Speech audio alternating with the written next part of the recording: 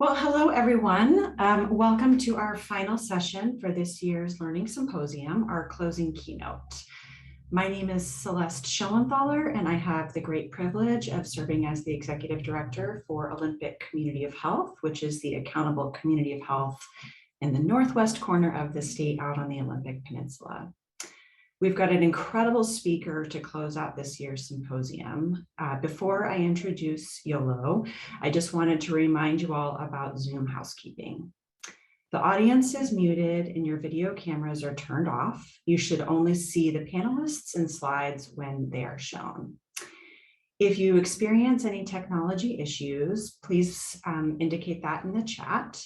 There is only the option to chat with the panelists, not the entire audience. We have a team of tech gurus who will see your chats, and the panelists will get back to you individually via the chat. We will be doing a question and answer session after the keynote. If you have questions for our wonderful speaker, please use the Q&A box, and we will do our best to get to as many of those questions as possible. Both the chat and the question and answer function should be at the bottom of your screen. We are recording all sessions, and copies of the slides will be available at www.washingtonach.org after today's final day of the symposium. And now it is my great pleasure to welcome Yolo Akili Robinson as our closing keynote speaker for this year's symposium.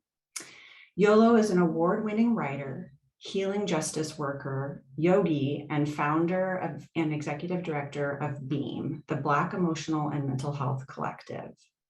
There is a link to BEAM's website in the chat if you'd like to learn more about this amazing organization. Yolo has worked primarily in three areas: batterers intervention and family counseling with Black men and boys, HIV/AIDS, and healing justice and wellness. In 2018, Yolo was awarded the prestigious Robert Wood Johnson Foundation Health Equity Award for his work. He was also featured at the 2020 BET Awards as an Empowerful Spotlight, highlighting his work facilitating the vision of BEAM. His writings and work have appeared on Shondaland, GQ, Women's Health, USA Today, Vice, BET, Huffington Post, Ebony, Everyday Feminisms, and more. He is also the author of the social justice themed affirmation book, Dear Universe, Letters of Affirmation and Empowerment for All of Us, and a contributor to Tarana Burke and Dr. Brene Brown's anthology on Black vulnerability and shame resilience, You Are Your Best Thing. The title of Yolo's keynote this morning is Creating Radical Communities of Care, Practical, Difficult, and Loving Dialogues. Yolo, we're so excited to hear your talk this morning. Thank you for being here. Thank you so much, Celeste, for that introduction. And thank you as well to everyone who is a part of this learning community and who's been a part of this symposium. I'm so grateful to be able to be present to share, learn, listen, and grow with you all today. I'm going to share my screen. Give me just 1 second. And to guide us through this conversation, there we go. All right. So I'll start off anything that I get the opportunity to share with the spirit of gratitude. And once again, I want to hold that spirit of gratitude to each of you. You all had a lot of different choices about where you could be today, and yet you've chosen to spend time sharing and learning and listening with me. I don't take that for granted. And so I say thank you for your time. I hope that what I'm able to share today is something that is useful for you on your journey and the amazing and critical work that you are doing here today. I want to acknowledge a few things. I come here today from Tongvaland and what the West is named Los Angeles. I come here today as a descendant of African, Afro-Caribbean, Black folks in the United States who have been domestic workers, who are healers, who are teachers and educators. And so that's the lineage and the folks who have raised and reared me and who I come from and where I come from today to be able to share our conversation. Once again, I always start with gratitude, so I make sure I also center a thank you to you all. This is an important piece. It is very powerful for me to remember in my own healing that I am a part of a network across the world of so many amazing healers, counselors, peer support leaders, teachers, creators. And so I want to make sure to start off and say thank you for all the work that you do every day, that you make a choice, whether you are an administrator, whether you are on the front lines in different ways, you make a choice to do this work. And I always think about that wherever we are right now in the world with managing the distress that we collectively are navigating, we would be in a lot worse condition if it wasn't for the work of folks like you all. And so I just want to say thank you for everything that you give and that you share, that you give to yourself as well, not just what you give to others. And start there with that spirit of gratitude. Before we get into the core of the conversation today, I would like to invite us into a practice. And it's what I call a consent-based sacred pause practice. All right? So let me explain to you what this is. It's just a brief moment where I'm going to invite us into a moment to breathe and be present with ourselves. But in this moment, I'm also going to invite us as we engage in this practice, and if you choose to imagine what's your most radical and loving vision of what care can look like in this world. I mean, if money was not an object, if money was not an issue, what is the most radical and loving vision that you can make in your mind? And so what I'm going to invite you to do is join me in different practices. Once again, it's an invitation. So you always can rescind that invitation. You can say, you know what, Yolo, I ain't doing that. That's great. I want you to be in alignment with your body and your spirit, which is more important than just going along with whatever I invite you to do. Okay? So just going to take a moment to do this. For folks who would like to join me in this kind of sacred pause moment, I want to invite you wherever you are to just take a moment to get some comfort and centeredness in your body, whatever that looks like. All of our bodies are different. All of our bodies have different capabilities and move differently. And so I'm going to share some things to help me feel grounded and centered in my body. However, they may be very different for you. So I want you to take some time to find that, right? For me, it's sitting back in my chair, lowering my shoulders. That helps me feel grounded and centered. For some people, it may be putting your feet flat on the ground. It may be just taking a breath, whatever helps you feel rooted and grounded in your body based off your body's unique abilities and capabilities and powers. Okay. So take that moment to get grounded and rooted and centered, bringing yourself a little bit more in the moment. I want to invite you, if you'd like, to bring your awareness to your breath. You don't have to close your eyes. You can keep them open. You can do whatever you like. This is your space.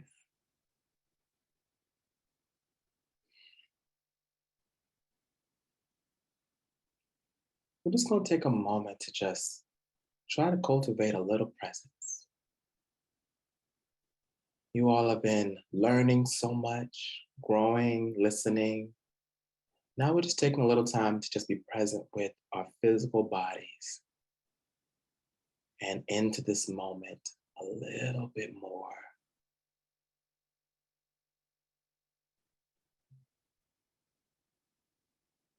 Maybe if you like, you can imagine a golden light scanning your body from the top of your body to the bottom of your body.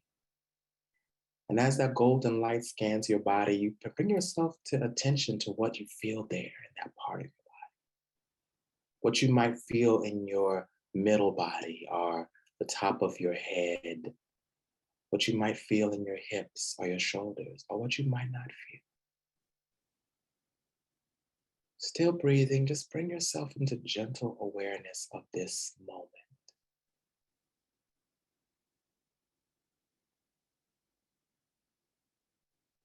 For many of us who are Black or Indigenous or marginalized folks, sometimes we have been disconnected from our bodies. And so taking a moment to just see and feel what's here, not judging it or shaming it, just seeing and feeling what's going on here.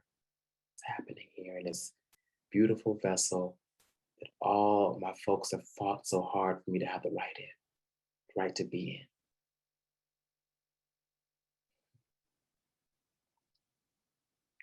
in. Feeling yourself from the lowest part of your body to the top of your body.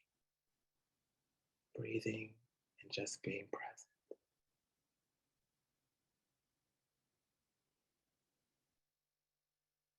And then I'd like to invite you to imagine from the lowest part of your body, roots growing, roots like a tree.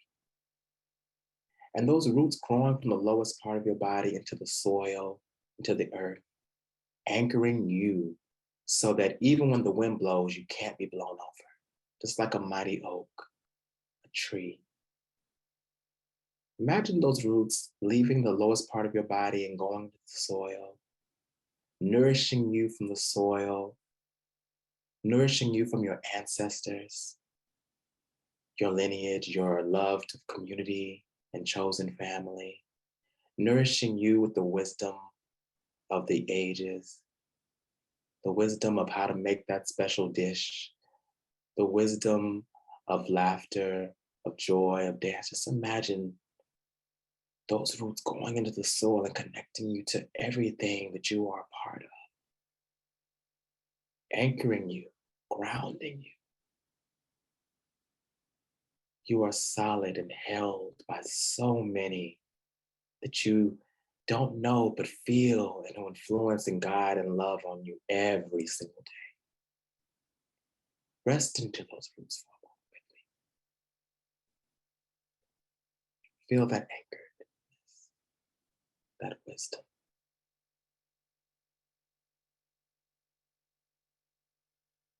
Still breathing, still present, still honoring ourselves and our bodies, these powerful, nuanced, and beautiful vessels we've been gifted with. They work so hard for us. And now, as you are anchored and rooted in your lineage, in your chosen community and loved ones, in your wisdom and your power, I want to invite you in your mind's eye to join me on the journey of just imagining what's possible for our world. What does radical and loving care, the vision for most radical and loving care in our world, what does the systems our world look like when that's possible? What does it look like in your world when someone is in mental distress? How does the village or the community come around them to support them? What do the facilities and spaces look like in this radical and loving vision? What are the colors of the walls? What is the feeling when you enter those spaces? In your most radical and loving vision, what do they look like? Are they green and full and lush? Are they loving? Are they kind? Do they reflect the people who need the care? What does it look like? In your vision, what happens when someone says, I am a survivor? How are they held? How are they supported, rallied behind, trusted? What does it look like in your world when someone is struggling with navigating a substance, relationship to a substance? How are they supported? Compassionately and loved. In your radical, loving, imaginative vision, what does that look like? How much better could it be? How much better could it feel for everyone? Think of all the care spaces that our folks need. Care for the land, care for our hearts, our spirits, our physical bodies. And just let your mind, as you are anchored, just envision this grand, gorgeous vision of love. Let it be real for you, for us. Let that warmth that you might imagine will be possible, that tenderness that would come in the care systems, that thoughtfulness, that reflectiveness, that cultural piece that would be in all of these spaces.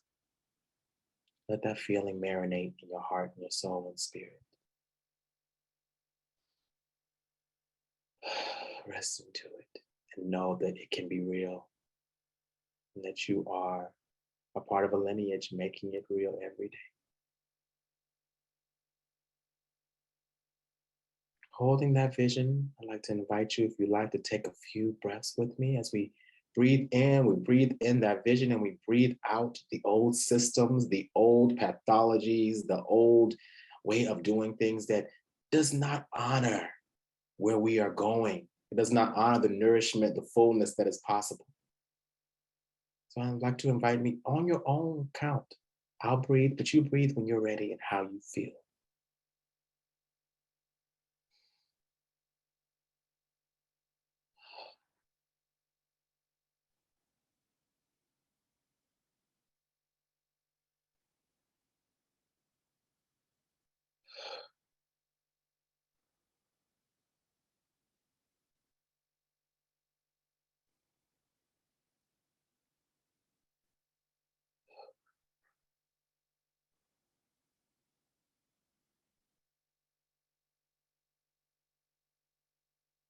Breathing life into this new world. There are things that we have now that people thought would never be possible. And there are things that you believe you want, that you want for your communities, for our folks, that guess what? You may not think they are possible now, but someday someone will be sitting back and thinking, can you believe they did things like we used to do in 2021? A new world is possible. If you like, I want to invite you to just be still and hold that vision. You can hold your hands wherever they are, let them rest wherever they are. You can hug yourself into that vision. You can put your hand on your chest or just rest your hands wherever they are, wherever they feel comfortable.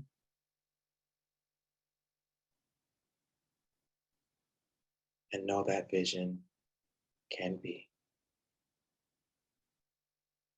Another world is possible. And we are giving birth to it every single day. Ashe. For those who participate in the practice, you can, if you had your eyes closed, you can open your eyes and bring yourself into the moment. You can do a couple of things in your chair or wherever you're seated or are to kind of help yourself get ground, come back into the space. If you had your eyes closed, open them. I hope that little bit of moment was helpful and useful to you. Thank you for everyone who joined me in it. Thank you for the beautiful visions that you manifested, the things that you imagined were possible. I know that they are coming down and being made every moment. For those who chose not to participate in this practice, thank you so much for being in consent and in alignment with what felt good for you. That is the world that we need. When we are in consent with our bodies and our spirit, and we're just like, I'm going to honor my no. That is the magic, right? All righty. So let's get started with some of the conversation, okay? I am here as a learner and a student of life and healing. I know some things. There's a lot I don't know. There's a lot of wisdom that you all have in this space that I don't have. There's some wisdom and some things that I might know that you may not be familiar with. But in my work, leading an organization, working for 16 plus years in community health, I've learned some things that I want to share with you today in the hopes that it may affirm, validate, uplift, nourish you in your journey and in the critical work that you are doing.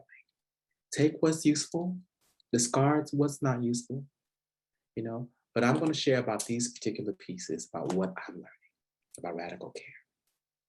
In organization and management, what I'm learning about what it means to build institutions that build care, and supporting Black folks in programs, and then in being a visible voice in the field, what it means to be visible, what it means to the responsibility and the challenges and the hard things about what it means to be visible. I'm going to share with you some things that I'm learning in the hopes that you find it helpful. Oh, so are people seeing my screen? Let me just make sure. And Dr. Jesse's sharing is paused. Let me see if we can share window to the front. People been seeing my share screen? We can see, or just making sure, okay. So people can see my screen, all right. So first, I think it's important to talk a little bit about how Beam works so you know the framework of what kind of work I'm doing right now. So as Celeste shared a little bit about, BEAM is a national training, movement building, and grant making institution dedicated to the healing, wellness, and liberation of Black and marginalized communities. We have 3 different buckets in which we do our work. Our first part of the work, and it's gonna come into when I talk about the care piece, is we believe that in order for Black communities to heal, that we need to do more than just rely on social workers or therapists or psychiatrists, but that instead we have to build up the mental health literacy, the healing capacity and skills of every member of the village, every member of the community for our communities to be well. And so folks need skills to be able to support mental health distress, not just in distress, but also cultivate everyday wellness, preventative, to actually cultivate that. And so our work is on building the village. And so we train a lot of barbers, educators, teachers, coaches, activists on all these different dimensions of how to show up for themselves and for other folks, really centering that peer support and villages that have skills is critical in the work. We also grant making and community organizing. We have various different grants where we give out money. Some of our Black Parent Support Fund, which gives direct income to Black parents who are living with mental health conditions or supporting children who are living with mental health conditions. We have our Southern Healing Support Fund, which supports healers in the South. We also have our Black Wellness Innovation Fund, which supports a variety of different wellness capacities. All right, I see someone saying the slide is stuck. We can see it, but it's still on title page. I thought that something was wrong there. I want to stop share, and then I want to bring it back to, let's see what's going on. Give me 1 second, everyone. Let's just figure out what's going on here. So I'm going to share screen here. And now I'm going to go to view to full screen mode. Now, if everyone could it still says sharing is paused. That's weird. Why is it sharing? It's always something odd about these technology pieces. Bring your shared window to the front. Not quite clear.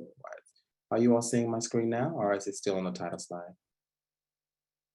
You're seeing slide 6 now.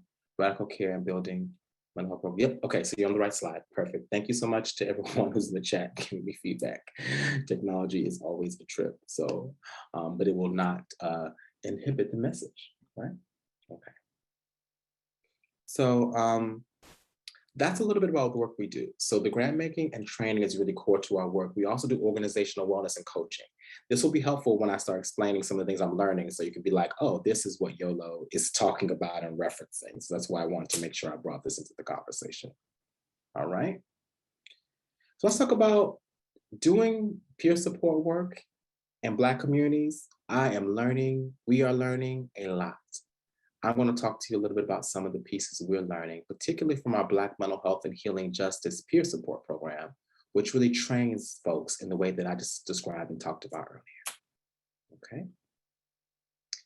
So this is from our evaluation that we had with a place called Social Insights Research, an amazing team of Black and queer evaluators. And I'm going to share with you some of the feedback we've gotten that has really helped me understand what components of the work must be critical when working with Black folks in doing training and peer support and mental health literacy work. This quote here says, Black people have been navigating our mental wellness way before the DSM. We already have the tools within this training has highlighted them in a way that is empowering, right? Someone's saying, hold on just 1 second. Are you still seeing slide 6? I'm not sure why that's happening. Slide is not advancing. Yeah, I'm not sure why that's happening. That's very strange. Let me see something. Let me try again. All right, are you now are you seeing the slide with the on it? Yes. Oh yay. Okay. Thank you everyone for letting me know. I'm sorry about technology. My apologies. This is a quote from a participant in our training, where they were talking about how Black people that come into the training helped them understand that we had skills and tools in our systems to heal, our communities to heal always, right? And that is a critical thing, I think, for any community we're navigating. We often hear the language that, you know, Black communities don't talk about mental health, Native communities don't talk about mental health, all these different themes that are very rooted in racism, in my opinion. because the reality is we've had our own language, our own way, our own approach. It just hasn't been in the ways in which Eurocentric approaches, white approaches have been, right? So sharing a little bit from this, I'm just going to share with you some components of what we believe I've learned help make that safety for Black people in programs, with the understanding this might be helpful for you to think about in the programs that you're creating, whether they're for Black, Latinx, Indigenous folks, right? So here are some things we have learned, right? One of the things we constantly get feedback about is we do a lot of what we call container building. And any time that we engage folks around mental health, our healing, our wellness. This container building, and we call it container building because it's like we're trying to build a structure that has some walls and some guardrails so that we can manage the flow of the conversation, but also so people can feel supported. It's almost like having a wall to lean on, having something that structures you. One of the things that I see that has a lot of crisis in communities creates a lot of crisis in communities is that there is not sufficient time built in container building, whether it's the organization working on together or it's actually doing programs or care. Container building and grounding is not invested in. And so one of the things we get a lot of feedback about what helps create safety is actually building those containers for folks in any group dynamic. I don't care if it's the team meeting. I don't care if you all are social workers or you all are peer support leaders. The reality is that is needed in whatever space we're in. These are some that we share. I'm not going to spend a lot of time on them, but just talk about them briefly. We share and we go into depth talking about everyone in the space has eminence. What we mean is inherent value. Inherent value, even when things are hard, even when things are tough, that everyone is valuable in the space, and we aspire to operate from that place of honoring that regardless of our skin color, our size, our body type, that everyone is valuable here. And that is a value we're going to hold. We hold the value that we address behaviors, ideas, and choices, right? We separate the behavior, idea, and choices from the core of who someone is. So it might be YOLO, your idea was sexist. What you presented was transphobic. But the core of who we are is eminent, is valuable, is worthy. And so we make that distinction between our behaviors, giving us the grace and the opportunity to transform should we choose. We also disrupt a lot of conversations around racism and sexism by being very transparent that in our approach, we believe that it's not a question of are you racist, sexist, or transphobic, but more a question of where is the racism or transphobia or sexism that you have learned all your life showing up in your behavior, ideas, and choices. So we don't spend a lot of time asking if it's there. We're not asking white people, are you racist? We're like, no, where's the racism, the internalized racism and the racism that you've learned? How is it showing up? Where is it? We're not asking men, are you sexist? That's silly. Where is the sexism showing up? How does it show up in how you show up in the world, right? So we're operating from a place that's normalizing the reality that we all have internalized these things, that is not a moral statement on us that we have these things. We are reared and raised in it. And so we have all ongoing unlearning work to do, even as we are in different places. And then we spend a lot of time talking about feelings being valid, even if the stories informing them aren't accurate, like making a distinction between a feeling and a narrative, right? Really doing that grounding for folks helps create this sense of safety for folks that people consistently reinforce to us. And so I implore people to think about when you do your facilitation or your spaces, what are the core assumptions that you let people know? These are the assumptions that we make as facilitators and that we hold in this space. You can opt into them, but I want to let you know that this is how we're going to guide and lead this space in terms of how Beam operates, in terms of how your institution operates, right? Another thing that we do that's really critical for people who are doing work in spaces that are multiple different identities and groups of people are in there. We have a lot of great white allies. We have a lot of great Latinx allies, a lot of great Indigenous allies who come to our programs to learn more about how to support Black folks. I'm always thrilled. I'm happy about that. But we have to let our allies know and also protect the safety of a space, the Black folks in a space, to let them know that this space centers Black lives. And when I say Black, I don't mean Black heterosexual cisgender. I'm talking about Muslims, Christians, trans, queer folks, disabled, immigrants. Understanding the Black is expansive. But for our allies, we recognize that being in a space that centers Blackness may be new for you. We invite you to embrace that discomfort. We're glad that you're here, but any attempt to redirect away from this subject matter will be compassionately redirected. We have been told constantly this helps establish safety and establishes a baseline that we can return back to. So if you're doing work that is really for Indigenous folks, if it's really for women, if it's really for queer folks, how do you explicitly name in the beginning, this is who we're centering? Welcome, we're glad you're all here. But this is not a space that's going to be about your experience. Also making sure we build in some tools and some guardrails around understanding how to manage discomfort.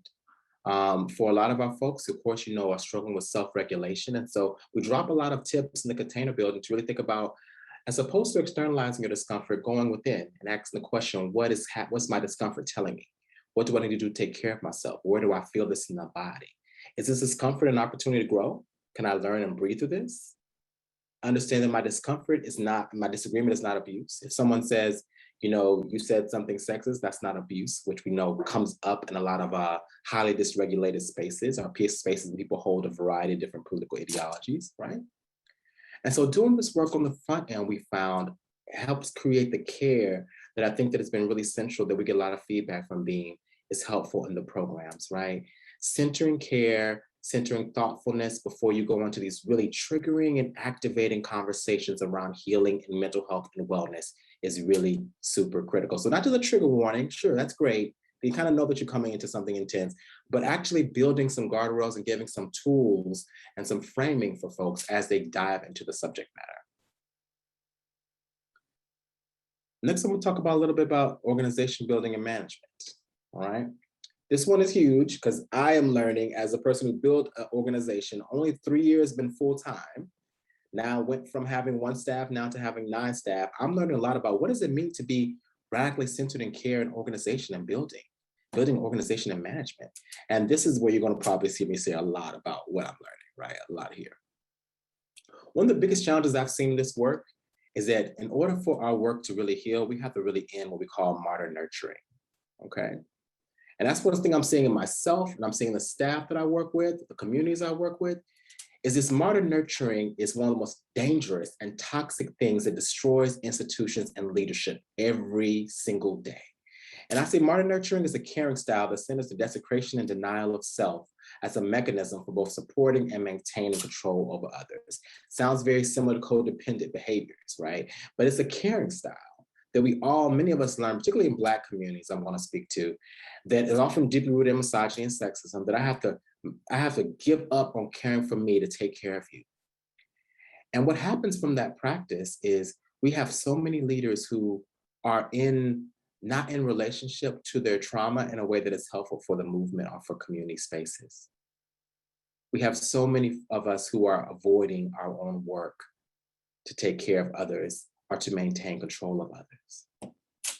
This is one of the most dangerous things I see in the movement now. I think it's been in the movement for quite some time, but let's see. Oh, I missed a slide. Hold on. Okay, yeah, here we are. And so, but these are some of the practices we see, right? The denigrating, denying, and minimizing self in the service of others, something I've had to learn. The building resentment around always saying yes, yes to the funder, yes to that project. Does your team have the capacity? Do you have the capacity? Using nurturing to control other folks and avoid the vulnerability of being cared for. Trying to rescue others instead of supporting them in their learning process. Modern nurturing is dangerous to our movements because it does not make us sustainable. Because we see so many of our care workers who are holding so much and have so much shame and guilt around taking a day off, taking a vacation, saying no, setting a boundary, because we know the ways in which the psychological aspects of being a care worker are deeply sometimes rooted in, yes, experiences of codependency, experiences of harm, etc. But in order for us to transform care and radical care, we have to disrupt this pattern. We have to build institutions that say, guess what? You haven't taken time off in 3 or 6 months. So now we're asking you to take this time off, right? What does it mean for that? And you're paid for that time. What does it mean for us to really disrupt these things that have become celebratory in our communities so that our folks are not suffering who are doing the care work? Because so often in organizations I find is that while we're all elevated and excited to care for the community, the organizations themselves are in a psychological and social and mental disarray. And that's not considered a part of the work. And that's a part of the problem. And so it's something that I'm unlearning, and I'm trying to intentionally practice with my team to help us unlearn, because it does make us unsustainable. It does make us not as effective when we just need to like shut the organization down for some time so we can breathe and rest and rejuvenate. So we'll go back to the other side. So these are some, and so thinking about that, there are some pieces that I've learned a lot about in management and being a manager that I think are really critical for us to always hold when we talk about care. We have to think of and know these things, right? And so these concepts are really a part of another training that we do called GEMS, but it's really helping us make sure that we know these things and that we also are subverting them, right? So recognizing that managers and leaders are also coaches and peer counselors, that we don't just support the cultivation of work, but we impact the overall well-being of people we supervise.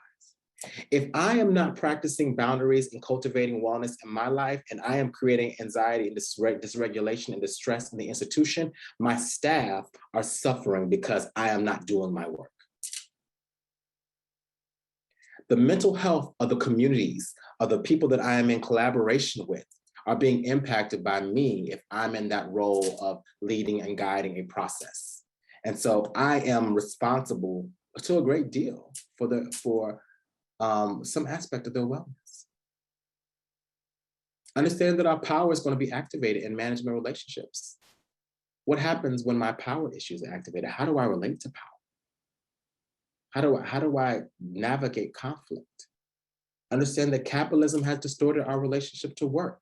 So for a lot of care workers, because we see so much distress, we feel shame and guilt or inadequacy for not doing more, even when we don't have it to give. Understanding all these different dimensions have really been a part of my journey, and understand that if I don't disrupt these things, if I don't name these things explicitly and make policies and procedures that shift this and hold this accountable, my organization will not survive. Because the standard practice, or it will not survive, or will be known to be unsustainable, and there'll be a revolving door, like we know many institutions and community healing spaces are. There's a different facilitator there every week, different person there every month, right? Some other pieces that just we learned, right?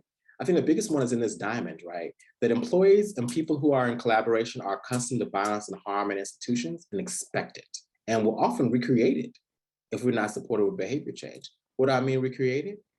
Even if I don't have a boss who is aggressive and domineering and disrespectful, I might create that in my head because I'm still living in the trauma of my last work facilitation community environment. And so I'm recreating that in some way, right? What do we do in our communities, in our learning communities, in our learning spaces, in our institutions to recognize that and hold space for that? What needs to be possible? What needs to happen? There's some other dimensions on here, like once again, policy. I'm a big believer of, yeah, you're a great manager, but is it in policy? Is it written down? Is it documented? I'm learning that like you have to have documented policies that protect the care and wellness of your folks, because we're going to revert back to modern nurturing. It's what we know. A lot of us is what we know. And so if we don't build some guardrails, we will revert really easily and harm ourselves and other times other folks in space as well. So those are just some pieces around the organizational. And I think there's some other pieces that I want to just name too that are really critical. We have to end underpaid poverty creating nonprofit organizations. We need to name that some of our nonprofit institutions and some of these institutions recreate the conditions of poverty. And that if an institution is creating the conditions for poverty, does it need to exist in some other form or not at all, right? Too many care workers, full-time working, not supported with a living wage across the country. We need to end board and executive director violence, naming that like, how do we build systems of accountability to the staff and the people who actually are doing the work and who are impacted the work? And we need transparent pay cycles, right? What's being made? Where's the money going? The staff needs to know. So just reimagining these pieces are about centering care in this space where care has not been centered historically and where harm has been centered historically, right? I'm noting my time. I just want to be mindful. So last piece I want to share is really briefly is this piece about being a leader in the field and some things that I'm learning here. I think I have one slide with just some things on there. I think it's important to name that scarcity created by nonprofits and capitalism will impact how people project or interpret your actions, right? That's an important thing that I'm learning, right? That when you have, when you are in a space where combativeness around resources is high, that will bring up all of the distress, the dysregulation of our communities. And we have to have guardrails and tools and things to name that that's what's happening.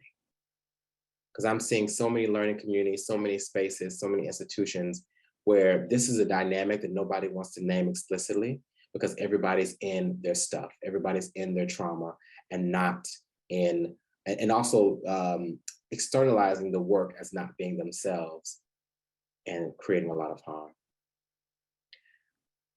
Excuse me. I think another last piece I will say is that like when you're an elevated voice, to understand that like you can define a canon when you're an elevated voice.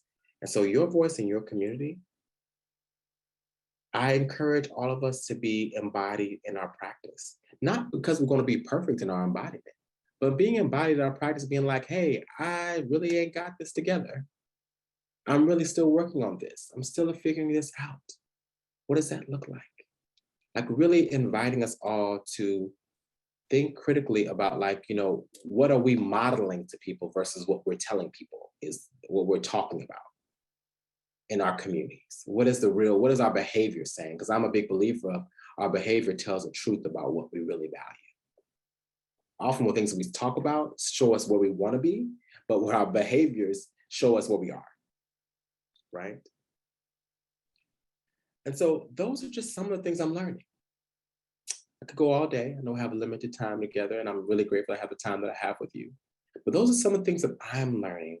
And I'm really looking forward to seeing some of your questions. I'm going to see popping up in the chat to hear more about what you are learning and maybe even sharing more about what's your vision too. What's your vision for your radical loving care communities, learning communities? What does that look like? I hope that this has been some some tips. Of course, you get these slides. And now I'm going to just kind of shift into some of the questions we have here. All right. So at our symposium, we've been talking about centering community in work to improve well-being. Can you share your wisdom on how we can center community? Yeah. The biggest piece I will say about that is I have to tell people that we are the community, right? Like that Beam is a community, that you are a part of the community. People talk about the community out there. I'm like, no, everybody who works here is in the community. So if we're here and we're not actually feeling sustained and supported, we're not doing our job as an institution or as a learning community, because guess what? We are part of the community. So really understanding that we are a part of the same communities we talk about often, right? That we need to name that. It's another question that says, and I see Celeste on, so Celeste, let me know if it's a wrap, because you know let me know if I need to pull back and just kind of close out. I'm not sure. No, you're good. I was going to ask you the questions, but you're doing my job, so keep going. Sure. So do you want me to just go through them? Is that okay? I can go ahead and ask it. Yeah. So earlier in the symposium, we heard about how the pandemic has created opportunities for more equitable communities. Do you agree? And if so, what are those opportunities and how do we sustain them? I would not frame it that the pandemic has created the opportunity. Well, I would say this: the pandemic has exposed more and more the cracks and the systems that many of us have always known are there. It has made them more apparent to folks in different dimensions of levels and state and federal, et cetera, right? I think that there has been an opportunity because of the visibility of those cracks for us to insert policies and strategies that otherwise would be very difficult to get into if we didn't have a, unfortunately, airborne pathogen that was impacting people of a variety of different backgrounds, right? So I think that there is that is significant. And I think we should continue to like try to figure out how do we get more living wage policies in? How do we get more robust care policies in? How do we get some more support for mental health services and legislation passed, which we've seen being really pushed through? How do we get peer support more on the radar for folks? All these different dimensions. So yes, I think there has been some opportunities. I wish that it did not come at the cost of so many lives, because that's it. It was not necessary. We could have built a better system and knew that this was a possibility without losing so many people across the world. So. Yeah, and and especially so many people from Black and other marginalized communities and Indigenous communities. I'm wondering if you can comment a little bit about how, I agree with you that the pandemic has exposed to many the cracks in the system. So how do you, as we enter the recovery or endemic phase of the pandemic, how do we sustain the focus on equity, the bit of momentum we have right now to more seriously address these systemic issues, so we don't lose this as people start to return to pre-pandemic life? Great question, Celeste. I have two ideas. I'm presenting my ideas. I am not perfect in like I know some things and I know a lot of things I don't know, right? But I will say one thing that I feel like is really huge for us to not move away from those pieces is we can't, well, I'm saying we can't. We need to do as much as we can to prevent America from, and I say America as a country, will prevent our communities from pushing past the grieving process. Because I feel like what happens in the cultural imagination is we just push it out and we keep going, right? Like, let's go back to productivity, right? And we don't take the time to really build more community process to grieve. And I think the grieving helps us sit with, oh, wait, right? But rushing back to productivity and allowing the world to rush back to productivity gets us away from that sometimes. So I think that really cultivating space for grief, really for honoring, for memoriam, for what we have lost, what has happened because of things that could have been prevented, I think is a big part of what we need to do to kind of keep. Of course, I believe in agitation and getting out there and agitating the institutions to make sure they don't forget. But those are two things that came to mind. I'm taking notes, thank you. I think one last question here. You talked a bit about how institutions need to change. For example, that organizations need to support people to take time off, not foster the martyr culture that you've introduced to us. What are some concrete actions we can take to cultivate wellness in our organizations and tribal communities? Yeah, I could share some things that we've done, right? Some of these things are not feasible for every institution, being quite transparent, but there are things that I was very clear that I was like, when Beam was starting, I'm not going to do this. I was very clear when I started Beam that I wasn't going to hire anybody until I was able to, pay anybody more than $60,000 a year. That's the baseline salary. Everybody has to, no one can make less than $60,000 a year. If you're living in Georgia, you're living in Florida, wherever, even if because I've seen nonprofits still paying people a lot less, not sustainable salaries. And so I was like, that was my baseline of really establishing that. And that has increased since then, right? So I brought it up as times and time has changed. Think about living wage. Two, I think really building systems that help keep leaders accountable and responsible for how their trauma and their distress and their work management style shows up in the office. Really having robust reporting systems where people in the community or people in the organization can say, hey, Yolo, you're the CEO and ED, and you've been setting a lot of objectives for us that is overwhelming, that we don't have the capacity to manage right now. And I think that I want to talk to you about what's coming up for you with that, which we know doesn't happen with EDs. We often have boards and staff that are disconnected and the EDs in the middle preventing that communication so they can see the full picture of what's happening. We need systems and policies in there. So in our staff reviews, when our staff do reviews, they have a whole section that say, what is something you want to communicate to the board that you want to make sure they understand? And what ends up happening is that goes to the board. So the board is able to say okay, I see this thing that they're saying about what they're experiencing at Beam that otherwise I might not hear Yolo tell me, right? So it's things like pay, it's things like also shutting the organization down for a period of time. Like, I got feedback from staff, let's just close it down for a week. We'll close down for a week in the summer. We'll take a summer break, right? We also close down for the whole week of Thanks-taking. I call it Thanks-taking, or, like, because there's nothing grateful about that day, right? Like, or we sit down also for the Christmas holidays for 2 weeks. Everyone's paid for that time. Building in time to shut everyone down, let everyone rest. I think, and also like building into our policies where we have, if you don't you get reminders about every 6 months about, hey, if you haven't taken any time. So, we're strongly suggesting, we can't make people take time off, that's illegal, right? But we're strongly suggesting that you use these days because at the end of the year, they will go away. People are like, well, let me take this week off. Good, we're like, good, take some time, So I think those are some of the things that we're doing and practicing, but we're learning a lot. Those are lovely ideas and examples. Thank you. Okay, so I've been told we have time for one last question, which is, in our healthcare system, can you talk about how we can move from the hierarchical capitalist organization to community-driven democratic power?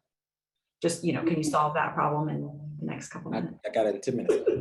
I think about my friend Mervyn McConnell says, we have to do it at the speed of trust.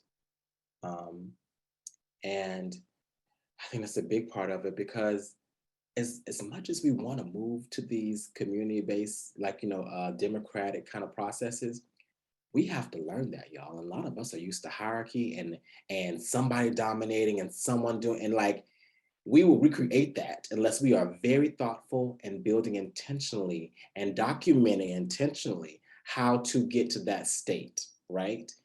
So I think that those are the two pieces I would say: moving at the speed of trust, documenting your process, understanding that, yes, the needs are immediate, but we have so much to unlearn that sometimes getting to that space, that place we want to, can't happen overnight. It has to be a process for it to be sustainable and solid. We all have so much internalized capitalism, internalized racism, misogyny, and it will show up when there's an unfamiliar environment. It'll pop up in ways we'll be like, oh, I shocked myself that it came up through in me in that way. And so I think that those are the things I would share for that.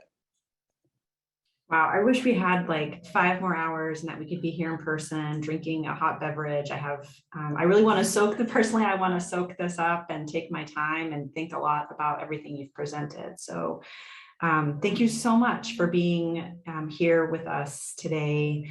Thank you for all of your gems and words of wisdom, and for all the work that you do. I look forward to thinking more about this and talking with my team about some of your ideas as well. So before we wrap up this year's Learning Symposium, we're going to hand things over to Michael Arness and Michelle Needham with the Healthcare Authority, who are going to share a few closing words. Thank you so much, Yolo. Take care. Thank you. Bye.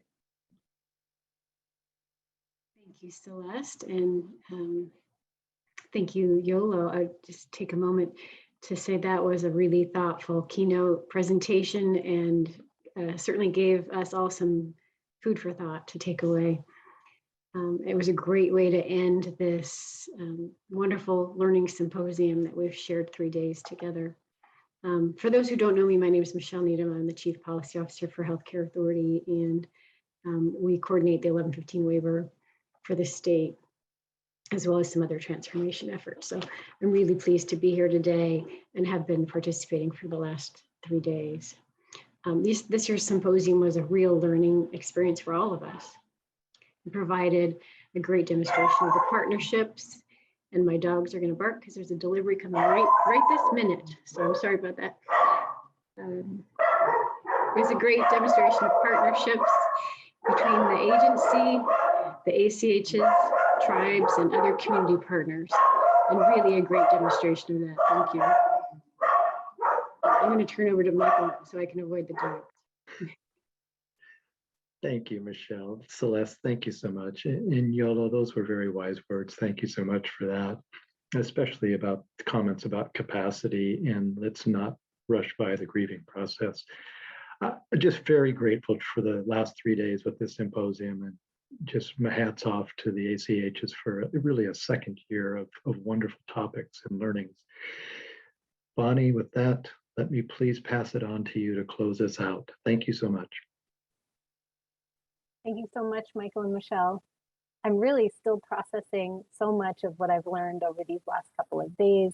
I'm definitely going to watch Yolo's keynote again once the recording is up. I think there was really so much there and just so many great new ways of thinking about things and taking action. So thank you, Yolo, so much for closing us out that way today. I really want to thank the Accountable Communities of Health and their staff for putting together another wonderful learning symposium. We do this as a partnership with Healthcare Authority, but so much of the work and the content and all of the rolling up your sleeves really came from ACHs and staff. So just a huge thank you and shout out to them. I also want to thank community partners who presented on your work. Thank you so much for all that you do and for sharing the examples of really why you get up in the morning and why this work is so important and worthwhile to continue to do and to continue to transform. I want to acknowledge the Zoom days who were just working so hard behind the scenes to make the technology work over the last couple of days. We definitely had some technical issues, but hopefully those didn't come through as much as they could have, and that's really to their credit. So thank you so much for your work. And then lastly, and most important, a huge thank you to our amazing audience, all of you for participating. Your commitment was really demonstrated by all of the questions that you put in the chat, all the participation, the words that we received during the breakout sessions.